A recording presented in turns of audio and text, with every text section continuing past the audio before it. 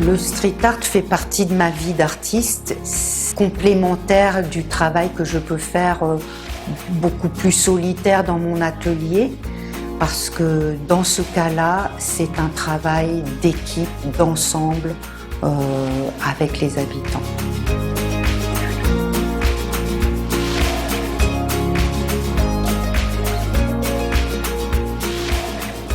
Le street art, c'est l'art de la rue. C'est autant pour celui qui va le pratiquer de manière légale ou illégale d'ailleurs dans la rue, que pour celui qui va venir voir au gré de ses promenades et découvrir sur un coin de trottoir une œuvre magnifique.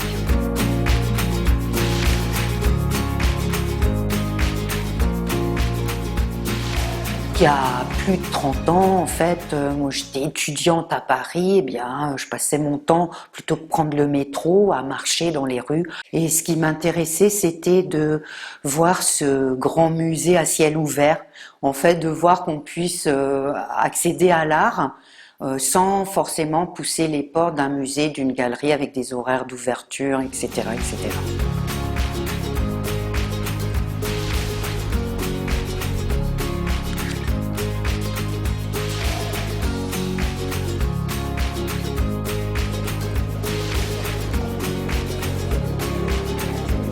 Pour moi, le street art, oui, c'est un message de rue, c'est même assez rock, assez punk, assez trash.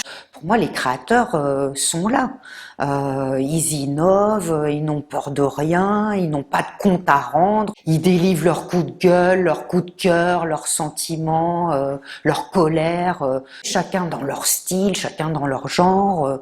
Après, ça dépend la lecture qu'on en fait, et c'est là où le spectateur a son rôle à jouer. Le promeneur, qu'est-ce qu'il va en faire de ça? C'est ça qui est magique dans le street art, c'est qu'on est à la fois acteur et spectateur. Et être spectateur, c'est déjà être acteur avec une lecture qui est propre à chacun.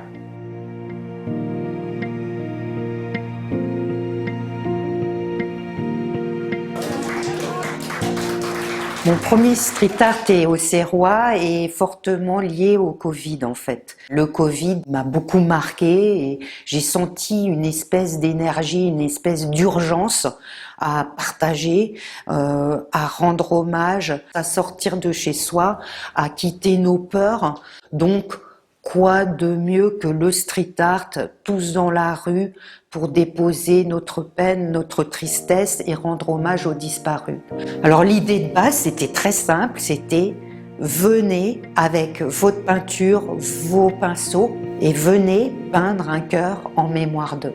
Et ça a donné plus de 3500 cœurs, une formidable, je dirais presque communion, parce que il y avait les gamins des quartiers, il y avait les familles avec leurs enfants, il y avait plusieurs générations qui venaient rendre hommage à leur grand-mère, à leurs aïeux, il y avait les SDF, il y avait des réfugiés aussi qui ont dit nous on veut être là avec vous, peindre avec vous. Donc j'ai trouvé ça incroyable, une vraie fresque humaine.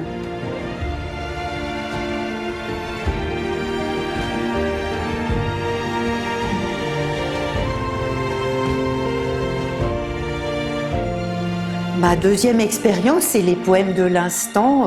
J'avais à cœur, c'est le cas de le dire, de faire entrer le street art dans un haut lieu de culture, l'abbaye Saint-Germain. Donc j'ai invité les gens à venir écrire les petites phrases qui résonnent dans nos têtes. Le pari, c'était aussi que les gens entrent dans l'abbaye, contrairement au street art qui est sur le pavé. Et là encore, les gens sont venus, je pense, après les petits cœurs, ils ont fait confiance, ils ont poussé les portes de l'abbaye. En fait, c'est toujours la même histoire. Je pense que notre monde va mal et je veux réparer les vivants en instaurant autour de nous de la beauté, en partageant les uns avec les autres, de quelque manière que ce soit. La peinture avec les petits cœurs, les phrases et la poésie sur le pavé, tous ensemble, à genoux, avec nos craies.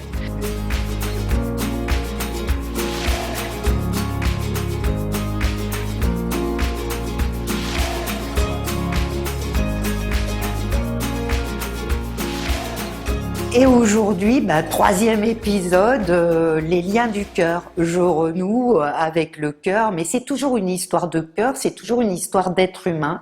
En ce moment commence le festival Un fil à suivre et naturellement j'ai voulu intégrer la troisième performance à l'intérieur de ce festival, d'autant que le fil m'intéressait comme sujet parce qu'il parle de renouer, dénouer, nouer.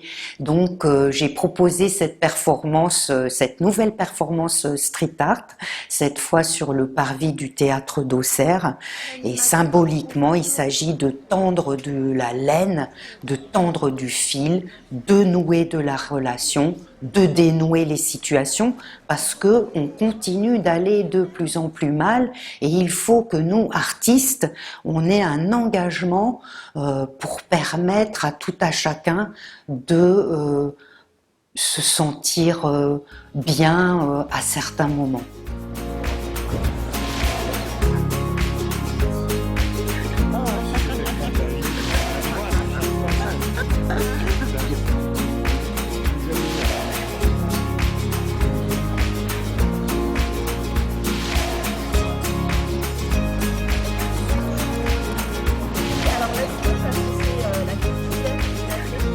Pour concrétiser cette troisième édition, il me fallait quelques ingrédients, donc forcément du fil.